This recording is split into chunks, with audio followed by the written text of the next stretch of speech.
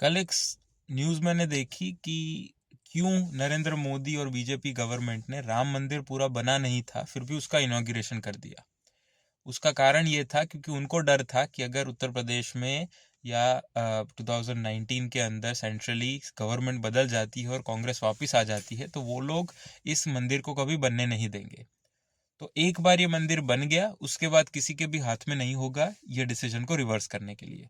और उनके पास जो शाहबानों का केस था जिसमें high court, district court, city civil sessions court और सुप्रीम कोर्ट सब ने एडवाइस जजमेंट दे दिया था शाहबानों के पक्ष में, बट जो लोकल क्लर्गी थी उसके प्रेशर में आके कांग्रेस ने एक लेजिस्लेशन पास कर दिया और ये शाहबानों के केस का पूरा सत्यानाश कर दिया।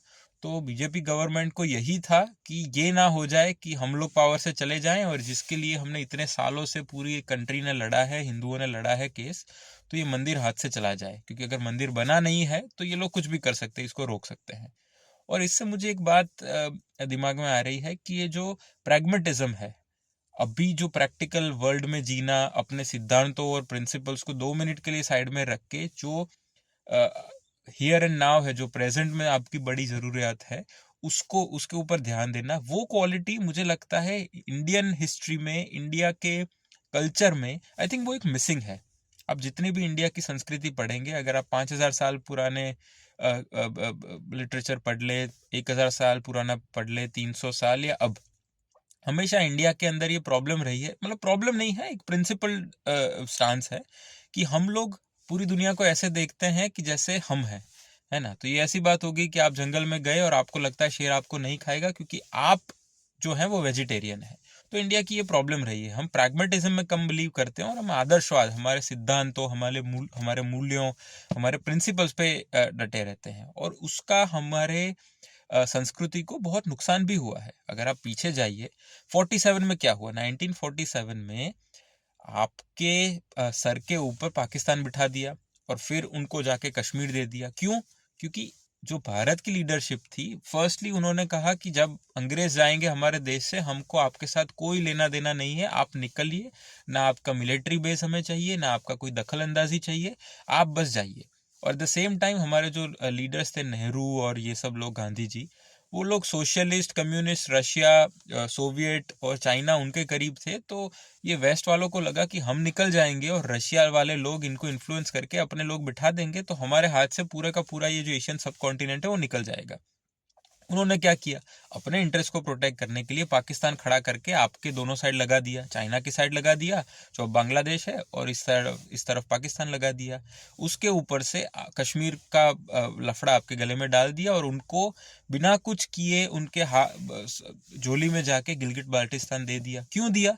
क्योंकि रशियंस उस टाइम सेंट्रल एशिया में जो वखान कॉरिडोर है उसके ऊपर से वहां पे वो लोग न्यूक्लियर टेस्टिंग कर रहे थे, उनके वेपन्स टेस्टिंग कर रहे थे, उनकी फैसिलिटीज बना रहे थे। उसके ऊपर नजर रखने के लिए उनको जो ब्रिटिश है और बाद में अमेरिकन है, उनको एक गेटवे चाहिए था कि यहाँ पे हम हमारे स्पाई स्टेशन रख सकें, हम हमें यहाँ से रशिया की या सोवियट्स की गतिविधियों पे नजर रख सके। तो उन्होंने इंडिया को भी बोला था, बट इंडिया ने बोला नहीं नहीं, आप जाओगे तो ना आपके बंदे चाहिए, ना आपकी मिलिट्री चाहिए, ना आपके स्पाइस चाहिए, हम आपसे कुछ लेना देना नहीं है। पाकिस्तान ने क्या बोला, अरे पाजी तोड़ा ही है, ले लो। पाकिस्तान ने बोला आपको जो करना है वो करो, आप हमको कश्मीर लाके दो। तो अंग्रेजों ने क्या किया, बिना खून बहाए, बिना एक जंग लड़े, गिलगिट बाल्टिस्तान को गिलगिट स्काउट्स के थ्रू ट्रेचरी करके, धोखा दे के, जो महाराजा थे हरी सिंह, उनकी सेना से धोखा करवा के पाकिस्तान के उसमें डाल दिया, झोली में। और जो बाकी का कश्मीर का लफड़ा है वो आज तक चल रहा है। क्यों चल रहा है? क्योंकि इंडिया ने उस टाइम पे प्रैग्मेटिक सोच नहीं करी। सरदार पटेल थे जो कहते थे कि नहीं, हमको हमारे इंटरेस्ट को पहले देखना चाहिए। अगर अंग्रेज जा रहे हैं बट उनको 10% कुछ यहाँ पे चाहिए, बेसिस चाहिए, कुछ चाहिए, तो हम उनको दे देते हैं। एक बार आप पावरफुल हो जाइए, एक बार आपके स्ट्रेटेजिक जो गोल्स है वो आप अचीव कर लीजिए, उसके बाद अगर हम चाहेंगे तो उनको निकाल देंगे यहाँ से। आप इमेजिन करिए कश्मीर इंडिया के पास होता, ये बिलियंस ऑफ डॉलर्स जो आर्मी के ऊपर खर्चा कर रहे हैं, हमारी गवर्नमेंट करती आ रही है, वो ना करना पड़ता। ये जो पाकिस्तान जिहाद हमारे अगेंस्ट पिछले 17 साल 70 साल से कर रहा है, वो ना होता, तो ये सारा पैसा इकोनॉमी में जाता, एजुकेशन में जाता, आप पावर हाउस बन गए होते। अभी आज अगर आपकी $4 ट्रिलियन की इकोनॉमी है तो आप 20 ट्रिलियन पे होते, है ना?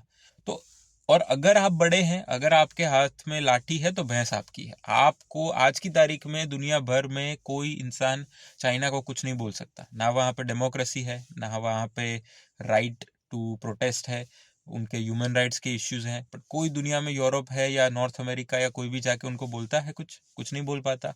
सेम चीज़ है, आप मिडल ईस्ट में जाइए, वहाँ पे मोनार्कीज है। क्या कोई यूरोपियन या वेस्टर्न डेमोक्रेसी जाके बोलती है कि हम आपसे आपसे ऑयल नहीं खरीदेंगे, आपसे धंधा नहीं करेंगे क्योंकि आपके वहाँ पे आप औरतों को हकूक नहीं देते? ये सब बकवास बातें हैं। मुझे एग्जाम्पल देना पसंद नहीं है पर पाकिस्तान का एग्जाम्पल दे दो। पूरी दुनिया को चूना लगाता है और बिट्रेयल करता है, पर क्या कोई उसका कुछ उखाड़ सकता है? नहीं। क्यों? क्योंकि उसके पास न्यूक्लियर वेपन है। जबकि ईरान को देखिए, ईरान के पास एक लेजिटिमेट डिमांड है कि पूरी दुनिया में शियाओं के लिए कोई घर नहीं है, तो हम शियाओं का घर है, तो हमारे शियाओं के वेलफेयर के लिए, प्रोटेक्शन के लिए हम काम करेंगे।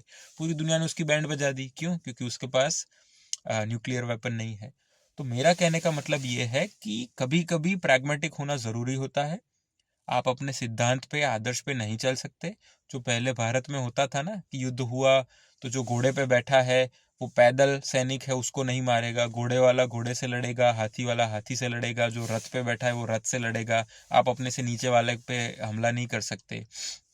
और अगर आपके साथ जो लड़ रहा है उसकी तलवार गिर गई तो आप मारोगे नहीं, उसको वापस एक तलवार दोगे, बोलोगे अब लड़ तू। तो ये सब प्रॉब्लम्स की वजह से आपकी हिस्ट्री और आपकी सिविलाइजेशन खड्डे में चली गई, है ना? आपकी बॉर्डर्स जो थी वो कहाँ तक, ईरान के साथ आपकी बॉर्डर्स थी, फिर वो अफगानिस्तान के साथ बॉर्डर हो गई, फिर पाकिस्तान के साथ बॉर्डर हो गई। इस तरफ आप देखिए, आप चाइना के साथ बॉर्डर थी, फिर तिब्बत चला गया, नेपाल चला गया, बांग्लादेश चला गया, और अब पता नहीं क्या क्या चले जाएगा। तो ये बात है, आपको प्रैग्मेटिक बनने की ज़रूरत है। आप अपने आज को सिक्योर करेंगे तब कल देखेंगे ना। अगर आज ही आप सिक्योर नहीं है तो आप कल कैसे देखेंगे? तो ये बात हमको सीखने की ज़रूरत है। अगर आप अच्छे हैं तो दुनिया अच्छी रहेगी, वो ज़रूरी नहीं है। और ये एक सीख है, हमको लेनी है।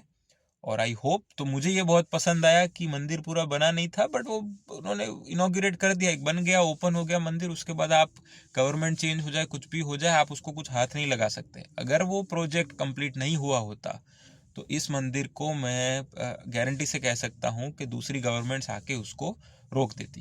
तो बस यही बात है। बहुत अच्छा किया।